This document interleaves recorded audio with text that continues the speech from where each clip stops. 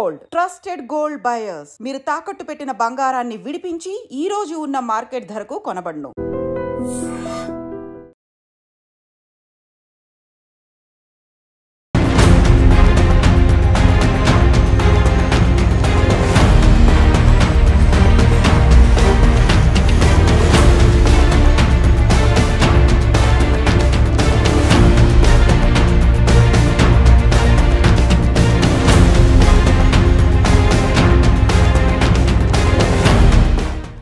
Welcome to I dream.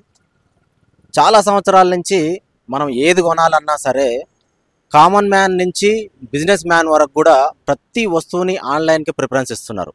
అంటే ఇంట్లో కూర్చొని ఒక చిన్న పాల ప్యాకెట్ దగ్గర నుంచి కూడా అంటే మినిమం 30 రూపీస్, ఒక హాఫ్ లీటర్ పాల ప్యాకెట్ వచ్చేసి 30 రూపీస్ ఉంటుంది. 30 రూపీస్ పాల ప్యాకెట్ నుంచి కూడా 1000 రూపీస్ కానీ 10,000 వరకు కూడా ఆన్లైన్లో పర్చేస్ చేయడం అలవాటు పడరు అనమాట. దీనివల్ల ఏమవుతుందంటే కాలనీలలో మనం రెగ్యులర్గా వెళ్ళి మన ఇంటి పక్కన గల్లీలలో ఉండే కాలనీలో ఉండే కిరాణా షాప్ దగ్గరికి వెళ్ళి ఏదైనా కొనాలన్నా కూడా అన్ని కళ్ళ ముందుకు వస్తున్నాయి, గుమ్మం ముందుకు వస్తున్నాయి అని చెప్పేసి మనం చూస్తూనే ఉన్నాం. మనం కూడా వాటికి అలవాటు పడ్డాం. ప్రత్యక్షంగా మనమే వాటిని వాడుతూ ఉంటాం. ఆ యాప్స్ని మనమే ఆర్డర్ పెడుతూ ఉంటాం. ప్రతి ఒక్క వస్తువు ఇంటి ముందుకు వస్తుంది. మనం లేవకముందే ఆర్డర్ పెడితే 10 మినిట్స్లో బ్లింకిట్ యాప్ కావచ్చు, జెప్టో యాప్స్ కావచ్చు, ఇన్స్టామార్ట్ అని చెప్పేసి ఇలా యాప్స్ ఎన్నో మనం డౌన్లోడ్ చేస్తూనే ఉన్నాం, వాడుతూనే ఉన్నాం. దీనివల్ల ఏమవుతుందంటే కిరాణా షాప్ వాళ్ళ పరిస్థితి ఘోరంగా మారిందని చెప్పుకోవచ్చు. మనం చెప్పడమే కాదు, మనము హైదరాబాద్ లోకల్లో కొన్ని ప్రాంతాలలో మనము వీటి గురించి కనుక్కుందాం అని చెప్పేసి వీటిలో భాగంగానే ఒక కాలనీ అయితే మనం ఎంచుకోవడం జరిగింది. ఈ కాలనీలో ఒక షాప్ దగ్గరికి వెళ్ళి అసలు ప్రస్తుతం అక్కడ పరిస్థితి ఎట్లా ఉంది, ఆ షాప్ అన్ననే అడిగి తెలుసుకునే ప్రయత్నం అయితే మనం చేద్దాం. మీ బిజినెస్ ప్రజెంట్ ఎట్లా నడుస్తుంది? ఆన్లైన్ యాప్స్ బాగా విపరీతంగా పెరిగిపోయినాయి. ప్రతి ఒక్క వస్తువు కూడా ఆన్లైన్లో బుక్ చేసుకుంటున్నారు. మీ బిజినెస్ ఎట్లుంది ప్రజెంట్? బాగా వీక్ అయిపోయినాయి. తగ్గిందా? బాగా. ఒకప్పుడు ఎట్లుండే, ఇప్పుడు ఎట్లుంది? ఆన్లైన్ వచ్చాక మాకు బాగా పడిపోయింది. ఎవరో బాగా ఎవడో కస్టమర్ ఎవరు రావట్లే. ఆన్లైన్ వచ్చాక బాగా పడిపోయింది. ఓకే. అంటే మీకు రెగ్యులర్ కస్టమర్లు వాళ్ళు వస్తున్నారా? మీరు రోజు వచ్చిపోయారు, వాళ్ళు తగ్గిపోయారు, రావట్లేదు. వాళ్ళు కూడా రావట్లేదు. ఇప్పుడు జనరల్గా బిజినెస్ ఎంత అవుతుంది అంకుల్ రోజుకి? ఒక రోజుకి జనరల్గా ఇప్పుడు మీకు బిజినెస్ ఎట్లా అవుతుంది? అయితే వచ్చి బాగా గిరాకీ ఉండి 5,000 6,000 వస్తుంది. ఇది వరకు 10,000 12,000 వచ్చింది. ఇప్పుడు 5,000 6,000 వస్తుంది. అద్దెలకి దీనికి సరిపోవు మాకు. ఓకే. మాకు ఏంటంటే మేము ఎవరితో ఒకరే ఉండలేము, ఎవరు పెట్టుకోరు మమ్మల్ని. ఏంటంటే అలా మాకు జీతం డబ్బులు వస్తాయని అలా ఉంటున్నాం. అంతే గిరాకీ బాగా పడిపోయినాయి. ఆన్లైన్ ఎవరు చూసినా ఆన్లైన్. ఆయిల్ బయటకు వస్తే ఆన్లైన్ తెచ్చుకుంటున్నారు, ఓ పాలు బయటకు వస్తే ఆన్లైన్, ఏది కావాలి ఆన్లైన్. ఇంకా ఓ సీపీ గట్ట కావస్తే ఆన్లైన్. మొత్తం గిరాకీ పడిపోయింది. ఏంటంటే బతిలాగా పెంచుకున్నాం అంతే ఇక్కడ. అంతే అంతే. చెప్పండి ఆంటీ, ఎన్ని సంవత్సరాలు అవుతుంది మీరు ఈ బిజినెస్ పెట్టి ఇప్పటి వరకు? ఇప్పటి నుంచి ఇప్పటి వరకు అయితే 6 సంవత్సరాలు ఇక్కడికి వచ్చి, ఇదివరకు అయితే ఎక్కడో ఉండేవాళ్ళం. ఇక్కడ వచ్చి 6 సంవత్సరాలు అయింది. 6 సంవత్సరాల పాటు నుంచి ఇప్పుడైతే తగ్గింది. శాలరీ ఇప్పుడు జీతాలు వచ్చి శాలరీలు వచ్చిన టైంలో డీమార్ట్కి వెళ్ళి వాళ్ళు డీమార్ట్కి వెళ్తారు, లేకపోతే ఆన్లైన్లో చేసుకుని వాళ్ళు ఆన్లైన్లో చేసుకుంటారు. ఇప్పుడు ఈ డీమార్ట్కి వెళ్ళడం వల్ల, ఆన్లైన్లో బుక్ చేయడం వల్ల ఆన్లైన్ వచ్చిన తర్వాత పడిపోయింది. మీ దగ్గర రోజు వచ్చే రెగ్యులర్ కస్టమర్లు కూడా రావట్లేరా? వాళ్ళు ఎప్పుడు వస్తారు ఎప్పుడు మానేస్తారు మనం కరెక్ట్గా చెప్పలేం కదమ్మా. అప్పుడేముంది, ఇప్పుడు అందరూ జాబ్ చేసుకునే వాళ్ళతో ఎంతో పెద్ద జాబ్ చేసుకుంటారు. జాబ్ చేసుకునే వాళ్ళు కొంతమంది ఆన్లైన్లో పెట్టేసుకుని వెళ్ళిపోతారు. అది దాని మీద ఏముందంటే తగ్గింది. మీ పేరన్నా? శివ అన్న. ఇప్పుడు మనము చాలా సంవత్సరాల నుంచి చూస్తూనే ఉన్నాం, ఆన్లైన్ యాప్స్కు అలవాటు పడిపోయారు చాలామంది.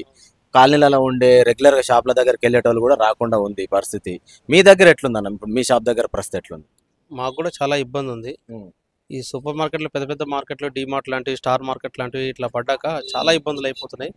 నేను ఒక 6 ఇయర్స్ నుంచి నడుపుతున్న షాప్, కానీ దీంట్లో చెప్పినంతగా ఆశించదగ్గ ఫలితాలు అయితే ఏం లేవు.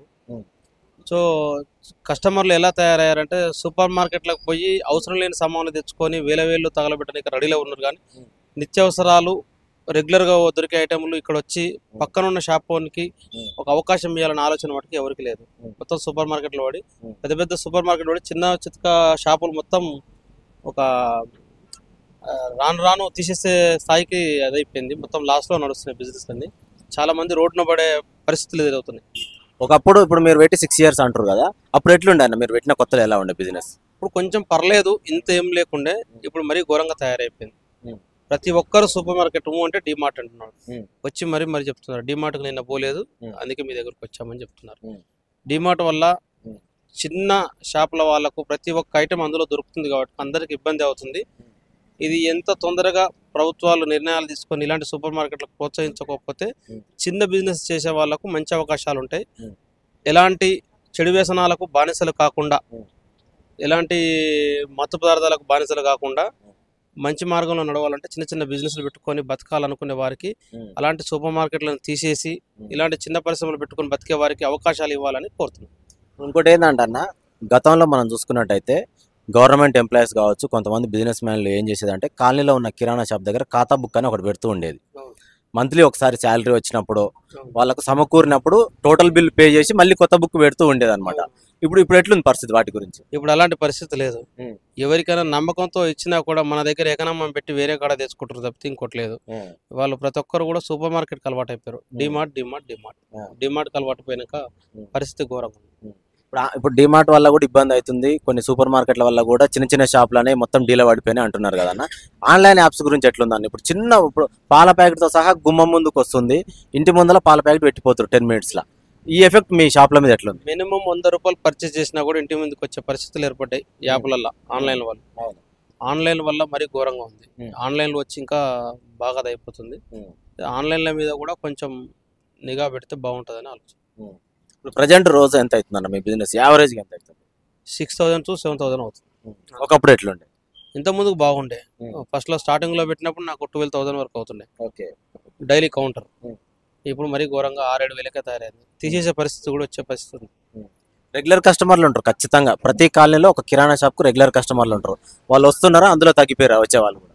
నాకు మా షాపు చుట్టుపక్కల ఉండే వాళ్ళకంటే దారిన పోయే కస్టమర్లు ఎక్కువ ఉన్నారు. మీరు ఈ గవర్నమెంట్కైనా సరే, ఆన్లైన్ యాప్స్ వాళ్ళకైనా సరే, సూపర్ మార్కెట్లకు వెళ్ళే వాళ్ళకైనా, మీరు ఈ కొన్ని సంవత్సరాల నుంచి ఇక్కడ బిజినెస్ రన్ చేస్తున్నారు. మీరు చెప్పాలంటే ఏం చెప్తారు అసలు?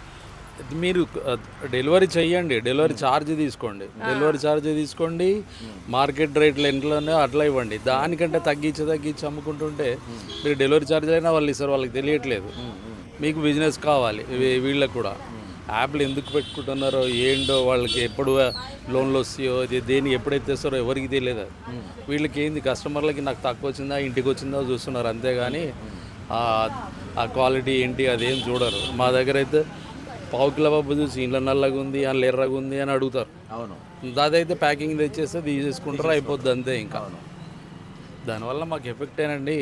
వీళ్ళు గవర్నమెంట్ కూడా ఏం చేయలేదనుకుంటా. దానికి ఆల్రెడీ పర్మిషన్లు ఇస్తుంటారు అని నేను ఇచ్చేదే వాళ్ళు ఇస్తుంటారు అని నేను. ఆన్లైన్లో ఎవరు పడితే వాళ్ళకి ఆన్లైన్లో మేము కూడా చేసుకోవచ్చు. ఆన్లైన్లో మేము చేయలేము. అట్లా మేము చేయలేమంటే మేము అంత బల్క్లో మేము కొనలేము. అంత బల్క్లో మేము కొనాలి అంటే మాకు అంత పెట్టుబడులు కావాలి, మాకు ఉద్ధరించిన వాళ్ళు కావాలి. వీళ్ళు ఈ ఆన్లైన్ ఏంది అమ్మేసుకున్న తర్వాత ఇస్తారు వాళ్ళకి. వాళ్ళు కూడా ఒక్కోసారి మేమేం చేస్తామండి, మేము ఇక్కడ పర్సెంటేజ్ వస్తుంది నేను సప్లై చేస్తాను. ఆన్లైన్ కూడా ఎవడో మాకు దొరకడు మేము అడగడానికి కూడా. ఇప్పుడు కిరాణా షాపుకి కూడా ఒక 2-3 రకాల లైసెన్స్లు అనేది పర్మిషన్ తీసుకోవాలని చెప్పేసి మేము విన్నాం. అంటే ఎలాంటి పర్మిషన్లు తీసుకుంటారు మీరు? ట్రేడ్ లైసెన్స్ ఒకటి, FGL ఒకటి, లేబర్ లైసెన్స్ ఒకటి ఉంటుంది మాది. ఇక ఎక్కువ టర్న్ ఓవర్ ఉంటే GST, ఎక్కువ టర్న్ ఓవర్ ఎక్కువ ఉంటే మాది GST లోపలనే ఉంది మాది.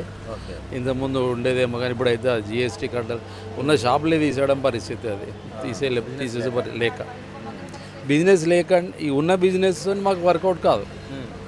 కిరాయిలు పెంచుతారు. ఇప్పుడు నేను ఇది ఖాళీ చేస్తాను, నేను ఇప్పుడు 10,000 కిరాయి ఇస్తున్నాను, నేను ఖాళీ చేస్తే 15,000 వేయడానికి రెడీగా ఉన్నాడు. ఆడు ఏం షాప్ పెడతాడో తెలియదు, ఆడు ఎన్ని రోజులు ఉంటాడో తెలియదు. ఓనర్లు ఏంది, మేము రెంట్లు ఇస్తున్నాం మంచిగా రెగ్యులర్గా అనే ఉద్దేశంతో ఖాళీ చేయకుండా కొంచెం పెంచుతున్నారు. ఈవెన్ మేము ఇప్పుడు ఖాళీ చేసినామంటే ఏదో ఒక షాప్ మేము 10,000 ఇచ్చేది వాళ్ళు 20,000 ఇస్తా అంటారు. అంత రెడీగా ఉన్నారు. ఏంటో అర్థం కావట్లేదు మార్కెట్ అంతా. ఇక మా ఫ్యూచర్ ఏం చేయాలో అర్థం కావట్లేదు ఇంకా మాకైతే. దగ్గర ఉన్న బిజినెస్ ఇప్పుడు వాడికి బాత్రూమ్లు ఉంటాడు, షాంపూ దేపారు అంకుల్కి తర్వాత పైసలు ఇస్తానంటే పిల్లగాడు వచ్చి షాంపూ నాణ్యమన్నాడు వస్తాడు. అట్లాంటి బిజినెస్లు అయిపోయినాయి మా దగ్గర. ఇప్పుడు పావు కిలో కావాలి, 100 గ్రాములు కావాలి. ఒకతను వచ్చి నాకు అన్నీ నేను సాహిత్యానికి ఇవ్వాలి, 50 గ్రాములు 100 గ్రాములు ఇవ్వండి మీరు. సార్ మీరు డిమార్ట్లో తెచ్చుకుంటారు కదా అక్కడికి పోండి అంటే పడ ఇయ్యరు వాళ్ళే చెప్తున్నారు. అవసరం అంటే మేము అక్కడ పోతాము, ఏదో 50 గ్రాములు 100 గ్రాములు కాబట్టి మీ దగ్గర వస్తున్నాము అంటున్నారు. మీకు ఈ 50 గ్రాములు 100 గ్రాములు అమ్మి మేము ఎప్పుడు కిరాయిలు కట్టాలి సార్ అంటే ఏం చేద్దాం సార్, మా పిల్లలు ఇంటలేరు, డిమార్ట్కి ఇవ్వమంటున్నారు. అట్లా అయిపోయిందండి పరిస్థితి ప్రజెంట్ అయితే. ఇప్పుడు ఈ ఆన్లైన్ యాప్స్ రాకముందు పర్ డే బిజినెస్ ఎంత ఉండేది, ఇప్పుడు ప్రజెంట్ ఎట్లుంది అంకుల్? ఆన్లైన్ రాకముందు 10,000, 15,000, 20,000 దాకా ఉండే. ఆన్లైన్లో వచ్చిన తర్వాత 10,000 కూడా ఒక్కొక్క రోజు అది కూడా కాదు. ఏం చేయాలో అర్థం కావట్లేదు ఇంకా మాకైతే ప్రజెంట్ అయితే. అన్ని ప్రతి వస్తువు పిన్నీస్తో సహా కొత్తిమీర కట్టతో సహా వాడు ఆన్లైన్లో సప్లై చేస్తున్నారు.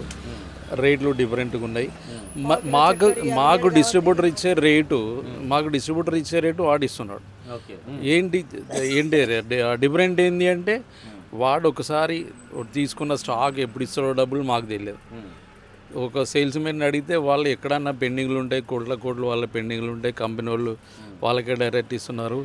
మాకైతే డిస్ట్రిబ్యూటర్లు నడపాలంటే కూడా ఇబ్బంది ఉంది. C&F నుంచి వాళ్ళకేమో క్రెడిట్లు వస్తే మా సార్లు ఏమో క్రెడిట్లు ఇవ్వడానికి ఒప్పుకోరాళ్ళు. మేము ఏం చేయలేము ఇంకా దాన్ని. నేను సేల్స్మెన్లు అస్సలు పనిచేసే ఓప్స్ ఉంటాయా ఏమన్నా మీకు? అది మీరేందంటే మీ ఒపీనియన్. ఇప్పుడు ఆన్లైన్ యాప్స్ వల్ల మీ బిజినెస్ ఎంత డౌన్ అయింది, ఎట్లా ఉంది, దాని గురించి అని చెప్పేసి మీరు ఇప్పుడు 50% పడిపోయింది బిజినెస్. ఇంకొకటి ఏంటంటే రెగ్యులర్ కస్టమర్స్ ఉంటారు జనరల్గా. ప్రతి కాలనీలో మన షాప్కి వచ్చే వాళ్ళు ఈ చుట్టుపక్కల వాళ్ళు ఉంటారు. వాళ్ళు వస్తున్నారా, వాళ్ళు కూడా రావడం మానేసారు. అవసరానికి డీమార్ట్ తెచ్చుకున్నాక, అక్కడ తెచ్చుకున్నాక, ఆన్లైన్ తెచ్చుకున్నాక అవసరానికి నెలాఖరులో పైసలు తక్కువ పడితేనో అట్లా పావు కిలో కావాలన్నా 100 grams కావాలి, 10 రూపాయలు కావాలంటే వాళ్ళు ఇయ్యరు కదా, అప్పుడు వస్తున్నారు. అంతేగాని రెగ్యులర్ కస్టమర్లు పెద్ద పెద్ద లిస్టులు వచ్చే చిట్లు అయితే లేవు ఇప్పుడు, ఇంతకు ముందులాగా లేవు. ఇది ఇక్కడ పరిస్థితి. అయితే జనరల్గా షాప్ వాళ్ళని ఎవరిని కదిలించినా కూడా ఏం చెప్తున్నారంటే, ఒకప్పుడు ఆన్లైన్ యాప్స్ లేకముందు, ఈ డీమార్ట్ సూపర్ మార్కెట్లు లేకముందు బిజినెస్ చాలా బాగుండేది. 20-25 years నుంచి మేము కిరాణా షాప్ బిజినెస్ రన్ చేస్తున్నాము. అప్పటికిప్పటికి తేడా ఏంటంటే ప్రతి ఐటెం కూడా ఇంటి ముందుకు రావడం వల్ల మా బిజినెస్లు పడిపోయినాయి. రెగ్యులర్గా వచ్చే కస్టమర్లు కూడా దూరమైనా సరే సూపర్ మార్కెట్లకు వెళ్ళడము, డీమార్ట్లని, లేకపోతే అస్సలు ఓపిక లేని వాళ్ళు కూడా ఆన్లైన్లో ఆర్డర్ పెట్టుకొని ఇంటికి తెప్పించుకుంటున్నారు. కానీ ఉద్దర పెట్టే వాళ్ళు మాత్రమే షాప్ వరకు వస్తున్నారు. కానీ అమౌంట్ పే చేసి తీసుకుందాం అనుకునే వాళ్ళు మాత్రం ఆన్లైన్కి ప్రిఫరెన్స్ ఇస్తున్నారు అని చెప్పేసి చెప్పడం జరుగుతుంది. ఏంటంటే ఉన్నాము ఈ బిజినెస్కి అలవాటు పడ్డాం కాబట్టి ఏదో తప్పని పరిస్థితిగా రన్ చేయడం జరుగుతుంది. అంతకుమించి అయితే ఏం చేయలేని పరిస్థితి. ఒక్కొక్కసారి షటర్ రెంట్లు కట్టడానికి కూడా ఇబ్బంది అవుతుందని చెప్పడం జరుగుతుంది.